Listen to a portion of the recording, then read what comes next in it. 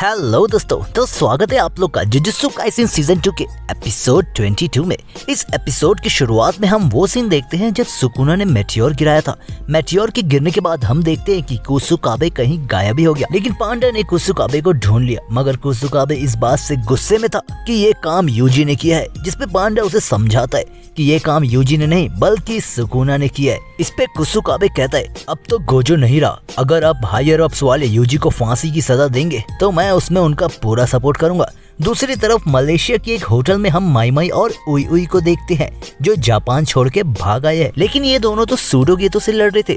तो ऐसा क्या हुआ कि ये दोनों यहाँ है? दरअसल सूडोगेतो ने तो माई माई को मार ही दिया था, पर उई उई की टेक्निक की मदद से ये दोनों वहाँ से भाग गए। इधर शिबुया स्टेशन में चोजो अभी भी सदमे में है कि यूजी क्या सच में उसका भाई है, और फिर चोजो तय करता है कि यूजी आखिर कौन है, क्या वो सच में मेरा भाई है। कहानी अब प्रेजेंट में आती है। यूजी ने माहितो को मार ही दिया था, लेकिन तभी वहाँ पे सूडोगेतो आ जाता है, जिसे देख यूजी सूडोगेतो की ओर भागता है। लेकिन सूडोगेतो अपने पास से एक कैटफिश कर्स को बाहर निकालता है और उसे जमीन में गिरा देता है। अचानक ही यूजी के नीचे से एक बड़ा सा खड्डा होता है और यूजी उसमें गिर जाता है, लेकिन एक पल में वो देखता है कि वो वापस नॉर्मल है।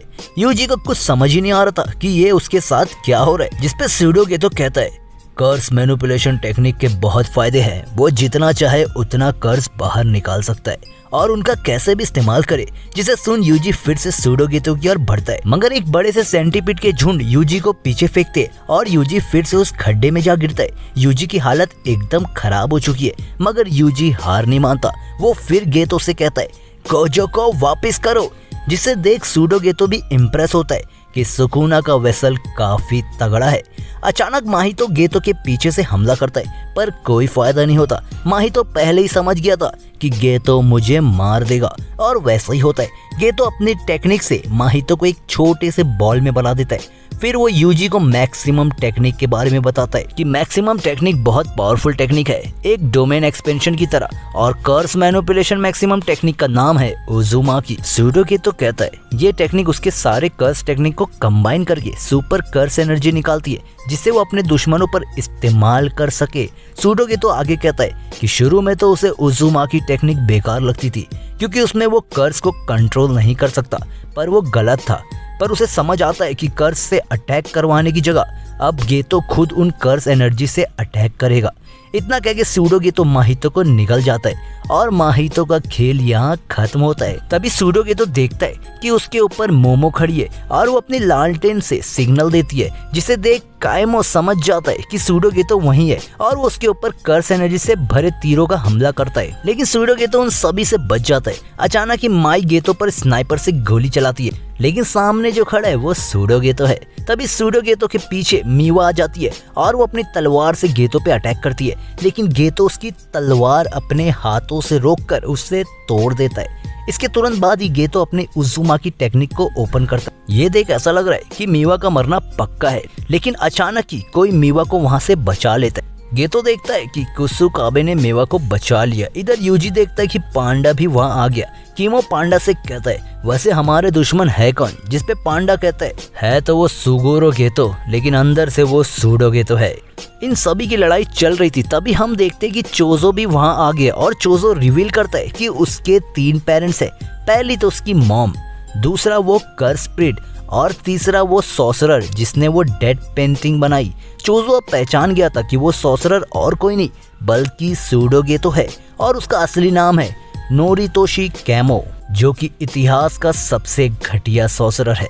इसके बाद चोजो गुस्से में सूडोगेतो की ओर बढ़ता है, लेकिन अचानक ही चोजो के बीच में उरा ओमे आ जाती है, जो चोजो को रुकने को कहती है। दरअसल चोजो की टेक्निक के साइड इफेक्ट ये था, जब उसके भाई मारे गए थे तो चोजो को पता चल गया था, और वही चीज यूजी के टाइम पे भी होती है। जब चोजो यूजी को मारने वाला था तो उसे भी फिर से एहसास होता है, यानी यूजी सच में चोजो का छोटा भाई है। अब चोजो अपने भाई को बचाने के लिए पूरी ताकत लगा देगा। फिर वो अपने ब्लड मैनिपुलेशन से उरा ओमे पे अटैक करता है, जिससे वो बाल बाल बचती है। इसके बाद चोजो गेतो पे भी अटैक करता है, लेकिन हम देखते हैं कि सूडोगेतो अपने कर्स पे बैठ के उड़ जाता है। फिर गेतो चोजो के ऊपर एक बड़ा सा कर्स उसके ऊपर गिराता है, लेकिन चोजो उसे भी बीच में से काट देता है। आखिर में गेतो चोजो के पास आकर अटैक करता है, लेकिन चोजो हार नहीं मानता, जिसपे सूडोगे तो कहता है तुम थक गए हो, तुम्हें अब आराम करना चाहिए। जिसपे चोजो कहता है मैं मेरे छोटे भाई के लिए कुछ भी कर सकता हूँ। चोजो को देख पांडा यूजी से कहता है तुम्हारे में ऐसा क्या है कि तुम्हें सब अपना भाई बना लेते हैं। मगर कमाल की बात ये थी कि चोजो की आने की वजह से अब इन सबके पास अच्छा चांस है गेतो को हराने के लिए।